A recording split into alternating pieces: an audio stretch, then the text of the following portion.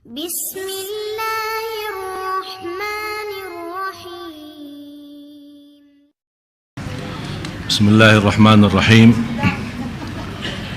Assalamualaikum warahmatullahi wabarakatuh.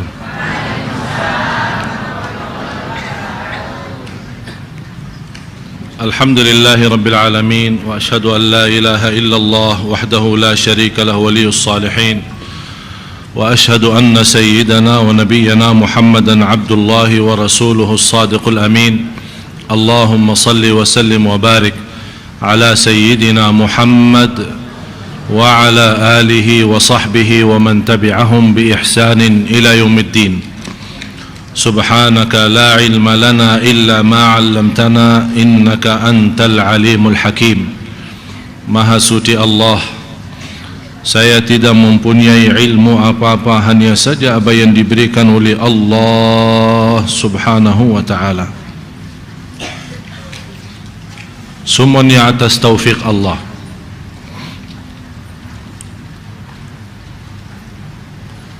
Yang merasa diri memiliki sesuatu itu sombong.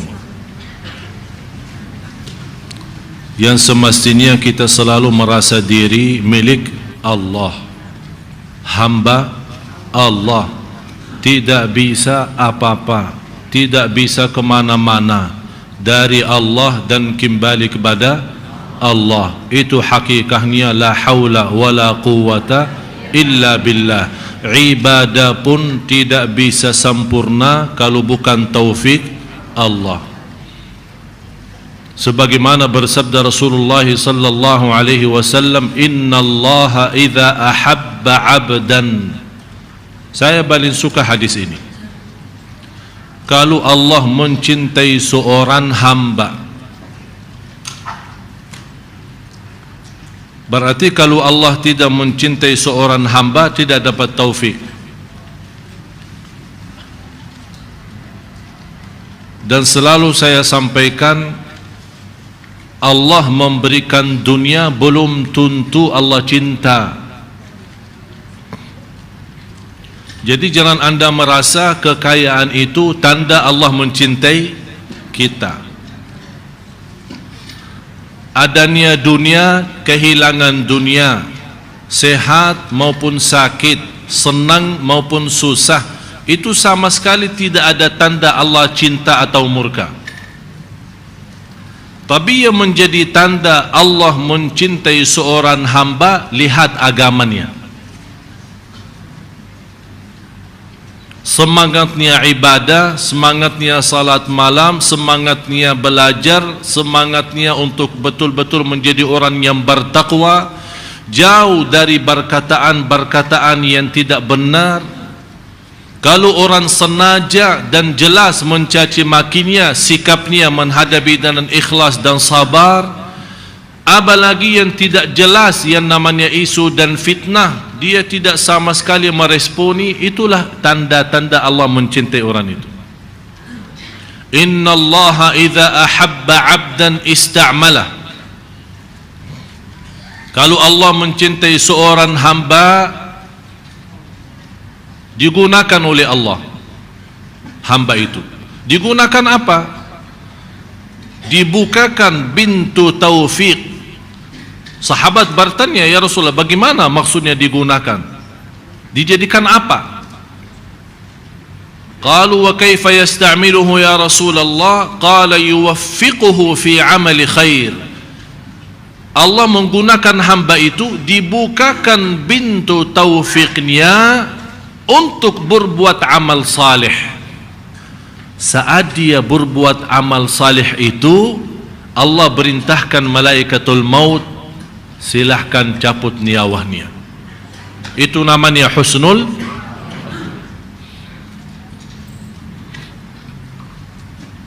Karena untuk mengambil nyawa seorang, malaikatul maut pun tidak tahu, dia menunggu perintah Allah.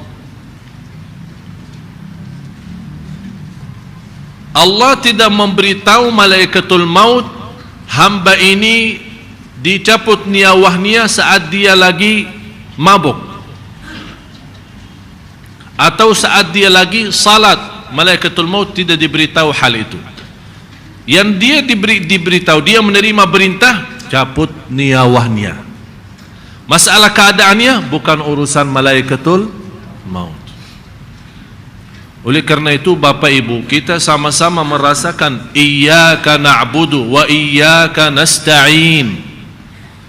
Al-Imam Ibnul Qayyim rahimahullah, sebabnya firman ini iyyaka na'budu wa iyyaka nasta'in, dia membuat buku 4 jilid. Satu buku lebih dari 300 halaman.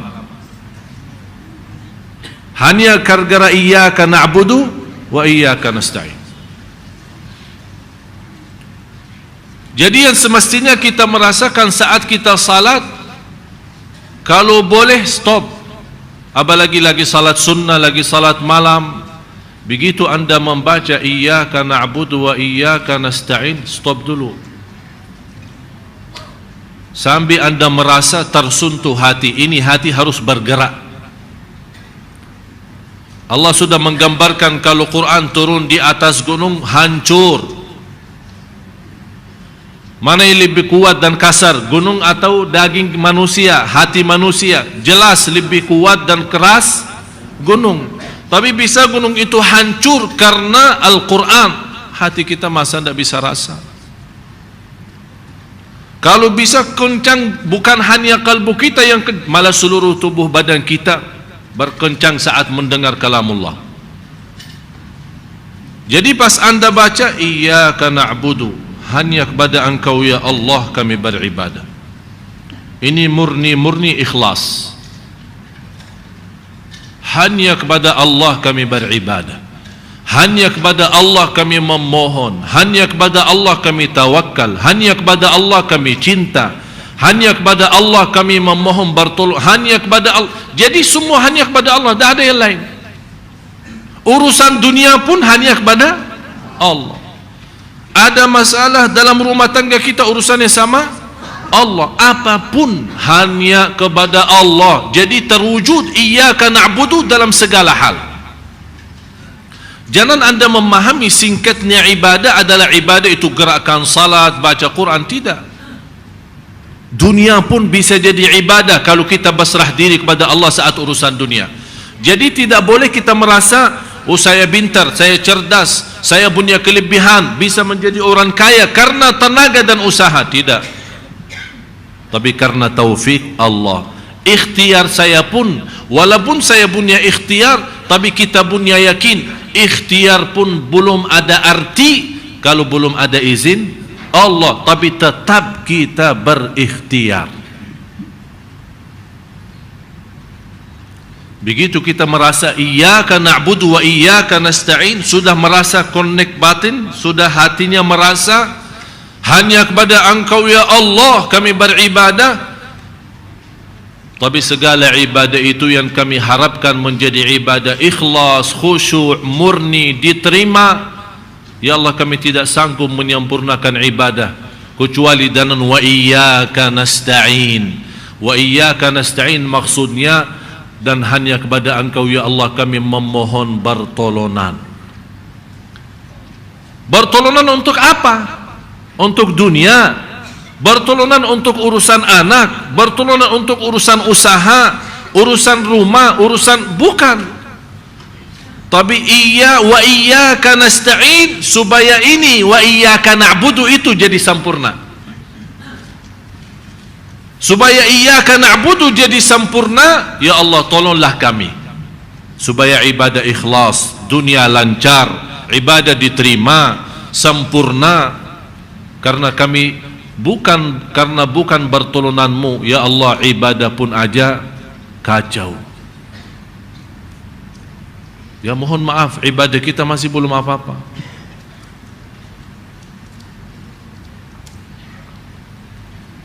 Beberapa hari ada satu cerita beristiwa. Saya telepon ke guru saya, silaturahim. Kemudian saya hampir lama tidak telepon beliau dan berkata beliau, saya ada cerita indah buatmu. Saya mendengar sambil terputus teleponnya isi pulsa lagi, terputus isi pulsa lagi, karena saya yang telepon.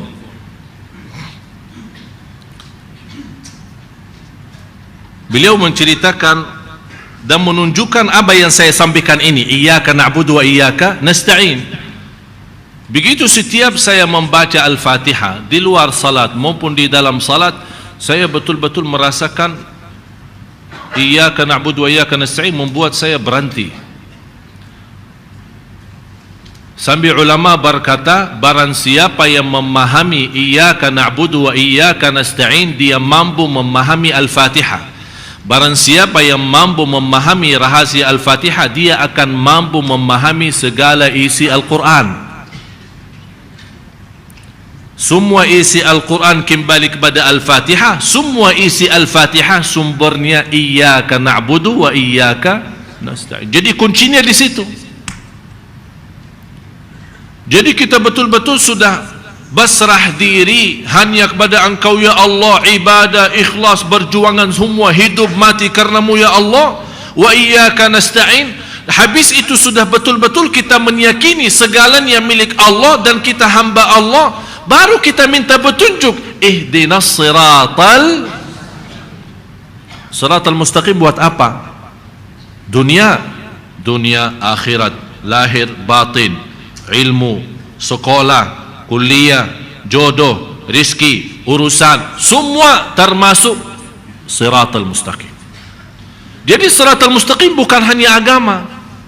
Siratal mustaqim jalan yang lurus dalam pendidikan, jalan yang lurus dalam mencari jodoh, jalan yang lurus dalam mendapatkan yang terbaik dalam bisnis dan usaha, jalan yang lurus mendapatkan majlis ta'lim yang memberikan manfaat dalam kehidupan saya, yang merubahkan menjadi majlis dan belajaran saya semakin baik, saya semakin mendekatkan diri saya kepada Allah, bukan ilmu yang sia-sia.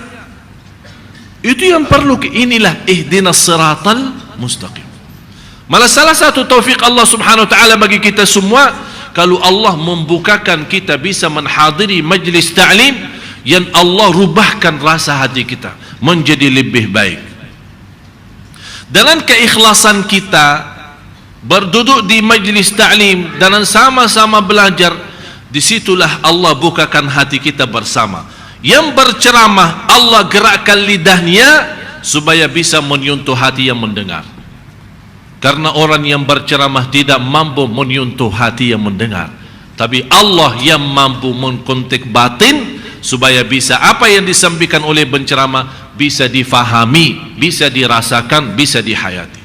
Oleh karena itu begitu saya masuk majlis ta'lim, ya Allah, saya serahkan diri saya, lidah saya, hati saya, Engkau yang atur. Hati jamaah bukan milik saya, tapi milik Engkau ya Allah. Jadi tidak boleh kita merasa diri pintar. Oh, saya pintar ceramah bisa membuat jamaah nangis, itu sombong. Yang membuat kita bisa nangis Allah. Belum tentu orang berilmu seluas dunia, begitu dia naik mimbar belum tentu bisa pintar ceramah. Dan kita melihat sendiri ada orang yang martabatnya sudah profesor dokter, tapi ceramahnya membuat kita tidur. Mohon maaf ya, saya tidak sebut siapa-siapa, tapi belum tentu jabatan ilmu, belum tentu luasnya ilmu seorang, belum tentu bisa sampaikan sesuatu. Dan bisa jadi orang awam, tukang ojek, tukang bakso, atau orang di jalan barangkali tidak diperhatiin oleh orang, tidak dihargai oleh orang, tapi bisa dia menyampaikan satu kata menjadi bermanfaat sepanjang hidup kita. Jadi masalahnya bukan banyak ilmu atau sedikit, bukan tinggi jabatan atau rendah, bukan kaya atau miskin. Masalahnya satu karunia dan rahasia yang Allah anugerahkan di hati seorang saat dia berbicara. Berarti semua, saya, bapak, ibu, saya berbicara, anda mendengar, kuncinya semua di tangan Allah. Kata guru saya, ketika dia keluar rumah bertemu dengan dua orang pemuda. Nampaknya dua orang pemuda itu pemuda yang saleh, dan mereka menceritakan kepada guru saya, wahai guru, kami punya cerita bagaimana kami alhamdulillah bisa menjadi pemuda yang saleh. Dua kawan, teman kuliah. Ternyata cerita mereka ini berdua pemuda yang istilahnya biasa-biasa saja. Bunya masa jahiliyah, berbacaran, tidak salat, pemabuk, kesana kesini, tidak memperhatiin agama. Tapi gimana orang ini bisa menjadi saleh? Dia menceritakan ada satu peristiwa. Ketika malam hari, kalau kita bilang malam minggu, kalau di sana di Arab malam Kamis. Tahu malam Kamis? Kita malam Kamis ceramah. Kalau di sana malam minggu, mereka di sana malam Kamis, karena Kamis sama Jumat libur di Arab. Kalau di sini Sabtu sama Minggu. Jadi ada namanya istilah malam minggu. Jadi kalau inti di Arab ke sana jangan tanya malam minggu gimana. Tanya aja malam Kamisnya gimana ya.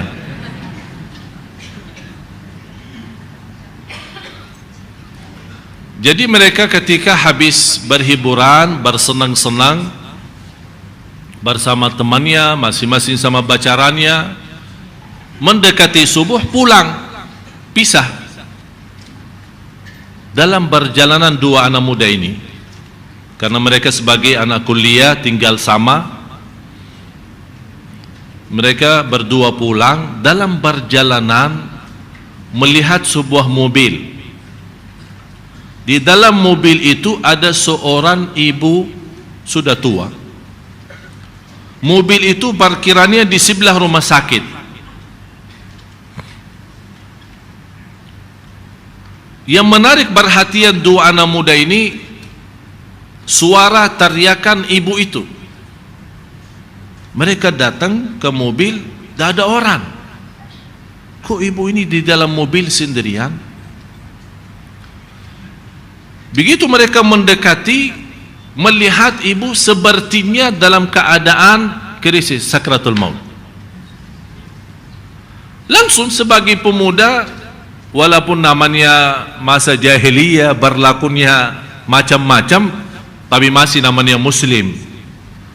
Dia ingat, oh kalau kita dalam agama Islam, orang lagi krisis, mau mati, mau meninggal dunia, diajarin kalimat thayyibah, syahadat. Ayo ibu, asyhadu. Ibu itu ikut, asyhadu alla ilaha illallah, sampai dia menaikkan jarinya.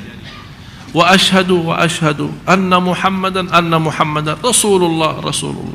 Habis kalimat syahadat, meninggal dunia. Tiba-tiba datang anaknya dari ruang rumah sakit, melihat ibunya meninggal, nangis. Ternyata anak itu baru saja mengeluarkan ibunya, karena dari sisi medis dokter sudah angkat tangan, rencana mau antar ke rumah, mau rawat di rumah. Begitu melihat ibunya meninggal dunia, nangis, dan dia berteriak, ibu. Niat baik dua pemuda ini, mereka menyampaikan, jangan nangis dong, jangan sedih. Ibumu alhamdulillah husnul khatimah, baru saja mengucapkan kalimat syahadat, malah tambah marah dan nangis. Kalian berbuat apa? Kamu belum tahu ibu saya siapa? Ibu saya orang Katolik.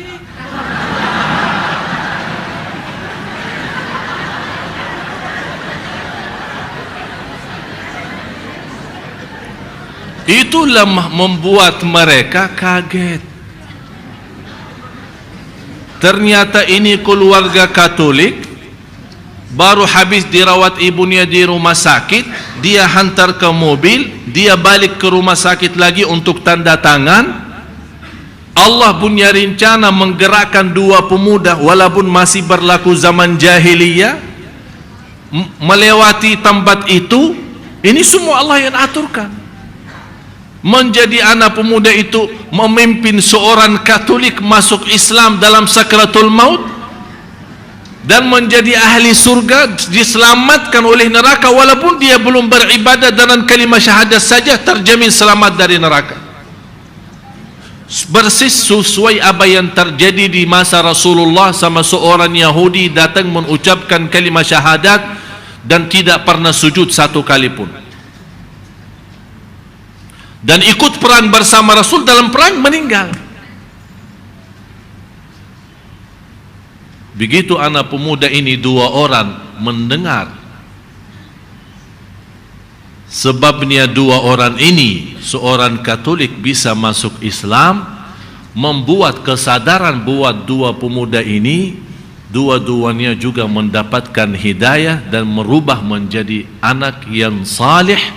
Dan sekarang dua ini menjadi dua imam terkenal di Arab.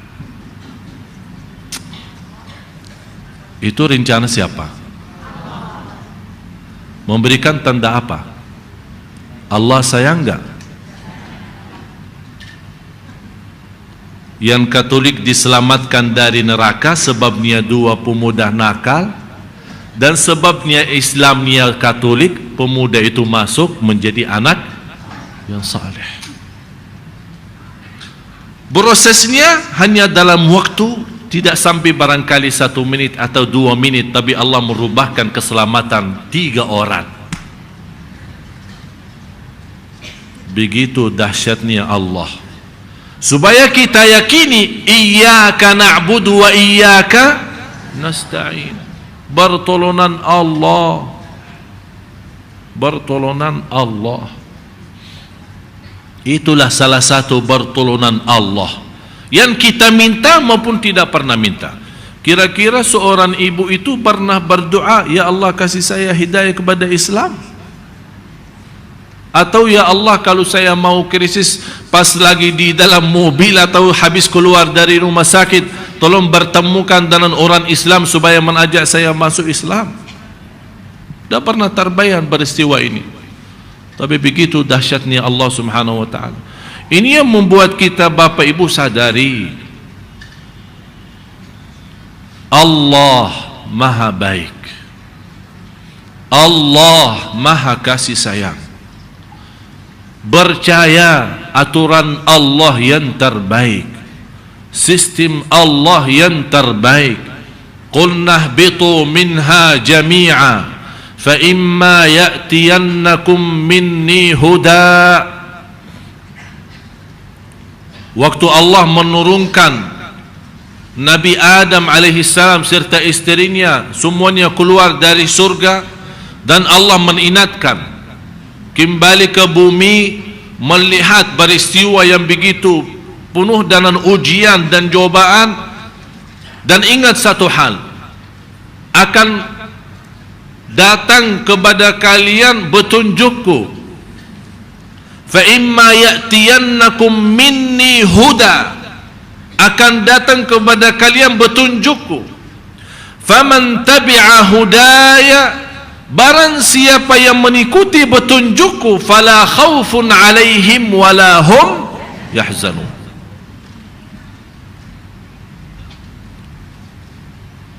Arti daripada fala khaufun, jangan takut, betul? Wala yahzanun, jangan sedih. Pertanyaan saya, yang biasa kita takuti apa? Hah? Yang sudah lalu atau yang akan datang? Selalu kita takut masa depan. Itulah indahnya Al-Quran. Kenapa Allah mendahulukan fala khaufun daripada walahum yahzanun? Barang siapa yang mengikuti petunjukku, jangan takut, jangan sedih. Selama anda mengikuti petunjukku berarti akan menuju kepada akhirat. Yang biasa membuat manusia takut akhirat apa? Takut dihukum Allah, takut disiksa di neraka, takut dihisab dan hisab yang susah. Allah tenangkan, selama anda mengikuti petunjukku, jangan takut ke depan. Masa depan jangan takut, urusan Allah selesai, beres, aman. Itu namanya Allah memberikan asuransi aman masa depan. Tapi ya Allah, anak saya, urusan yang lalu, rumah yang saya tinggalin, harta, apa? Pasti akan merasa sedih. Kata Allah, walahum yahzanun, kami uruskan juga. Jadi depan belakang jangan fikirin. Yang penting anda pusatkan fikirannya, faman tabi'a hudaya, barang siapa mengikuti petunjukku tidak akan takut masa depan dan tidak akan sedih masa yang sudah lalu. Di surat Taha, faman ittaba'a hudaya fala yadhillu wala yashqa, barang siapa yang mengikuti petunjukku tidak akan tersesat di dunia dan tidak akan celaka di. Jadi satu ayat menamankan urusan akhirat kan? Fala khaufun, ini urusan akhirat, urusan depan. Di ayat ini surat Taha, Allah menamankan soal urusan dunia. Jadi dalam bahasa lain, kalau yang masih mengutamakan dunia, Allah sudah amankan, fala yadhillu wala yashqa. Yang masih mengutamakan akhirat, Allah juga di ayat yang lain menamankan, fala khaufun alaihim wala hum yahzanun. Kalau Allah berkata fala yadhillu wala yashqa, atau Allah berfirman fala khaufun alaihim wala hum yahzanun, percaya enggak? Percaya enggak Bapak Ibu? Kok kebenarannya Quran ini ya? Percaya enggak?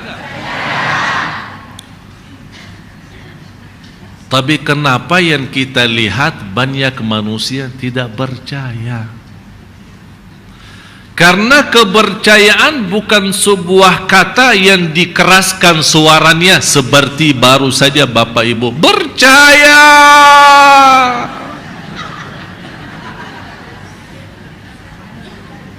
Kepercayaan itu ada bukti. Buktinya apa? Faman tabi'a hudaya, barang siapa yang mengikuti petunjukku. Jadi tanda besar kepercayaan kita tidak perlu teriak, tapi wujudkan dalam kehidupannya anda betul-betul percaya. Ada seorang datang kepada ulama melaporkan dan menadu kenaikan harga barang. Ini semacam bermasalah di Indonesia. Naik minyak, naik beras, naik sampai biaya tol naik juga, pajaknya naik, ini naik. Yang saya heran, selama saya di Indonesia belum pernah mendengar iman yang naik. Kapan iman naik? Semuanya naik, dosa pun naik, iman masih, kalau masih stabil syukur, malah menurun. Ini masalahnya. Jadi ada orang datang kepada seorang ulama, dia menadu bermasalah, naik semua barang, harga roti naik, harga ini naik, ini naik. Apa jawabannya ulama? Saya tidak mau tahu. Saya beribadah kepada Allah sesuai perintahnya, dan Allah yang memberi rizki sesuai janjiannya. Selesai.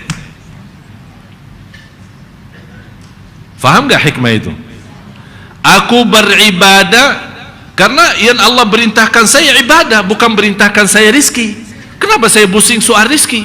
Saya menyempurnakan ibadah sesuai perintahnya, dia penuhi rizki sesuai janjiannya. Udah selesai. Sekarang yang menjadi masalah, kita tidak beres urusan sama Allah, pusing urusan rizki. Akhirnya apa? Ibadah tidak beres, rizki pun tidak beres.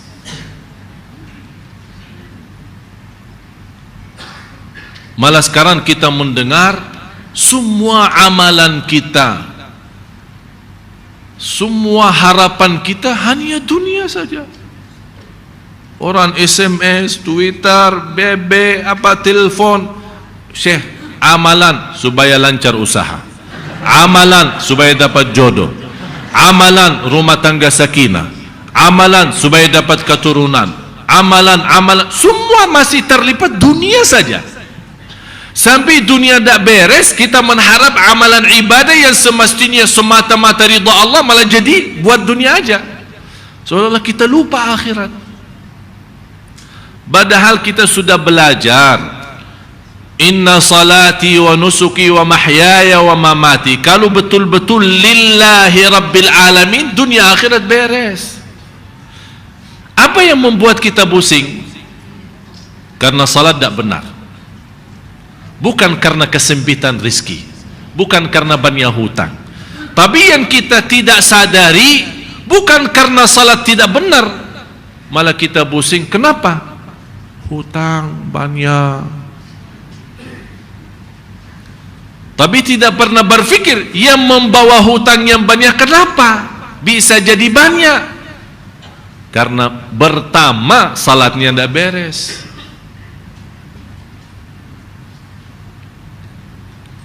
Bapak ibu jamaah sekalian, dosa itu salah satu penyakit yang sangat cepat menghancurkan iman dan berkah rizki. Semua bapak ibu berdoa minta rizki, harus percaya dan wajib percaya bagi Allah sangat mudah membagi rizki untuk kita semua. Tidak sulit, tidak sulit. Tapi kenapa kita berdoa merasa tidak diijabah oleh Allah? Kenapa kita sudah sekian tahun bisa merasa diuji oleh Allah terus? Padahal kita berdoa, berzikir sebanyak-banyaknya. Karena bermasalahnya yang membuat telat diijabah dan dikabul oleh Allah, berdoa, jalan dosa pun masih jalan. Ini yang membuat proses tunda ijabah doa, tunda kemudahan, tunda keinginan. Bukan tidak diterima, sudah diterima, tapi proses lama. Kenapa membuat dia proses lama? Dosa dan maksiat. Dosa mata, dosa lidah, dosa telinga, dosa tangan, dosa perbuatan kaki, dosa sembunyi, dosa terangkan, dosa besar, dosa kecil, semua terhitung dosa. Ketinggalan salat berjamaah dosa, ketinggalan takbirah pertama yang menjadi kemuliaan bagi orang salih yang sudah dijaminkan oleh Rasulullah SAW, selamat dari neraka, yang bisa menjaga takbirah pertama sama imam selama 200 kali salat 40 hari. 40 hari, bukan 40 salat, 40 hari. Man shalla jama'atan la tafutuhu takbiratul ihrami 40 yawman kutibat lahu bara'atan. Barang siapa yang salat berjamaah tidak sampai terlepas dari takbirah pertama sama imam selama 40 hari, dapat 2 kebebasan. Bebas dari kemunafikan, yang kedua bebas dari neraka. Bahagia seorang bapa dan ibu yang sepanjang tahunnya, sepanjang umurnya dia mampu menjaga takbirah pertama sama imam. Luar biasa. Saya punya guru yang pernah saya ceritakan, meninggal di Masjid Nabawi pas dia takbirah ihram sama imam Allahu Akbar, meninggal dunia. Kenapa dia meninggal dunia pas takbiratul ihram? Karena selama 40 tahun tidak pernah lewat takbirah ihram. Kita berapa kali mas